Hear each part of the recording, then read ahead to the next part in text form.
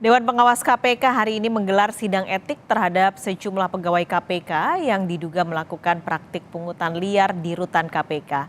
Anggota Dewas KPK, Samsudin Haris menyebut sidang etik digelar per berkas perkara yang bisa mencakup 15 orang. Sebelumnya, Dewas KPK menjelaskan kasus temuan pungli di rutan KPK perkaranya dibagi dalam 9 berkas.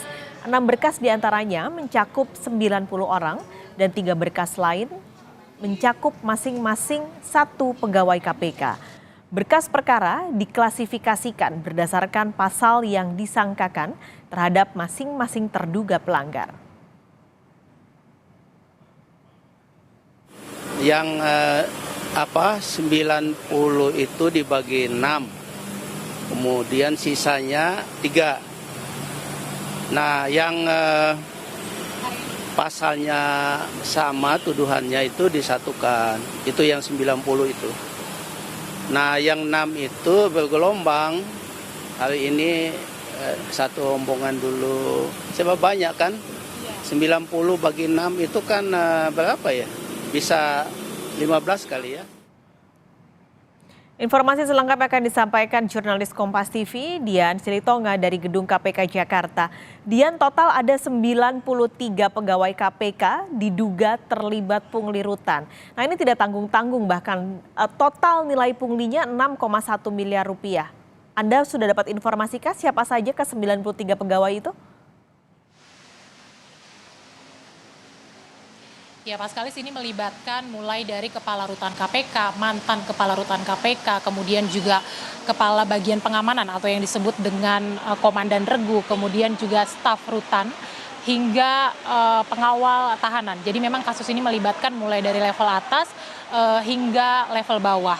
Nah, sidang etik ini kemungkinan prosesnya akan cukup panjang karena seperti yang sudah disinggung tadi, bahwa sidang etik ini dibagi dalam 9 berkas perkara dan setiap sidang disidangkan per berkas perkara begitu ya. Jadi ada 9 berkas perkara, sidangnya di hari yang berbeda dan setiap sidang yang disidangkan adalah 1 berkas perkara. Jadi cukup panjang nanti perjalanan sidang etiknya sampai akhirnya nanti kita tentu mengetahui hasilnya. Apakah Dewas KPK menyatakan bahwa 93 pegawai KPK ini melanggar etik berat atau tidak.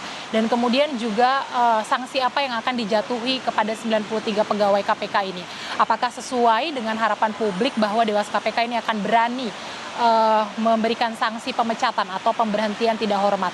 Karena temuan kasus pungutan liar di rutan KPK ini tentu saja bertolak belakang dengan tugas dan wewenang lembaga anti rasuah, dan kemudian juga temuan kasus ini merupakan yang pertama kali sejak lembaga anti rasuah berdiri.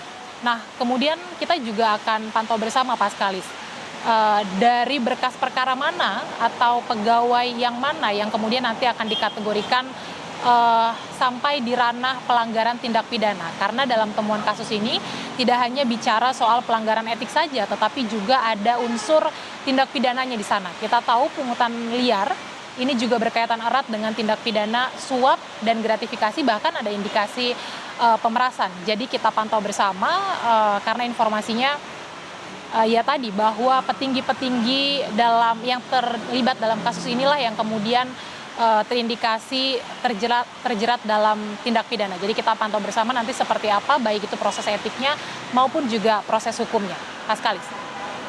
Ini yang melakukan adalah 93 pegawai diduga melakukan pungutan liar di rutan KPK. Modusnya seperti apa, Dian?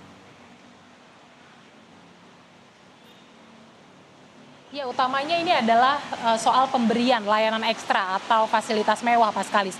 Yang paling umum adalah layanan penggunaan telepon genggam. Bahkan untuk mengisi daya baterai ponsel pun ini ada tarif atau biaya pungutannya begitu. Setidaknya itu tadi yang disampaikan oleh anggota Dewas KPK Samsudin Haris. Kita akan dengarkan dulu pernyataannya berikut ini.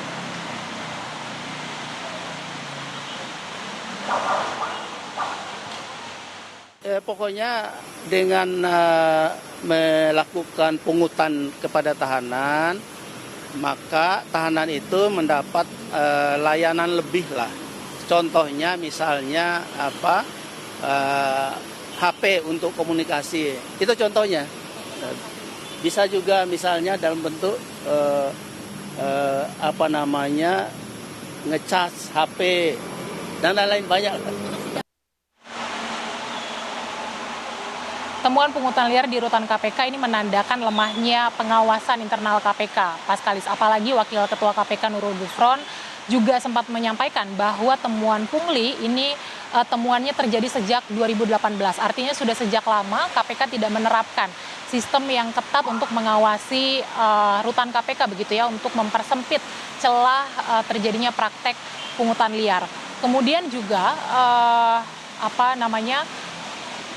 KPK juga sebelumnya menjanjikan setelah mantan ketua KPK-nya Firly Bahuri terjerat kasus etik, kemudian juga kasus tindak pidana begitu ya, bertemu dengan pihak berperkara, kemudian juga melakukan pemerasan, ketua KPK Nawawi Pomolango memastikan bahwa kedepannya KPK ini akan memperbaiki sistem begitu ya, akan mengembalikan citra dan marwah KPK. Karenanya kita akan nantikan seperti apa langkah-langkah yang akan dilakukan KPK, karena temuan pungli di rutan KPK ini bukan pertama kalinya peristiwa problematika integritas yang terjadi di tubuh KPK begitu ya. Kalau boleh saya singgung sedikit, selain pungli kemudian juga pimpinan KPK-nya diketahui berhubungan dengan pihak berperkara, kemudian juga mantan pimpinan KPK Lili Pintauli Siregar kita ketahui juga waktu itu sempat diduga menerima gratifikasi, kemudian juga ada dugaan bahwa pegawai KPK juga ada yang pernah mencuri barang sitaan, kemudian juga melakukan korupsi uang perjalanan dinas, bahkan sampai melakukan perbuatan asusila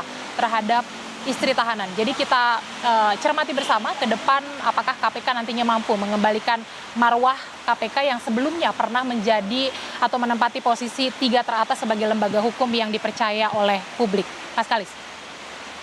Dian Silitonga, terima kasih untuk laporan Anda langsung dari Gedung KPK Jakarta.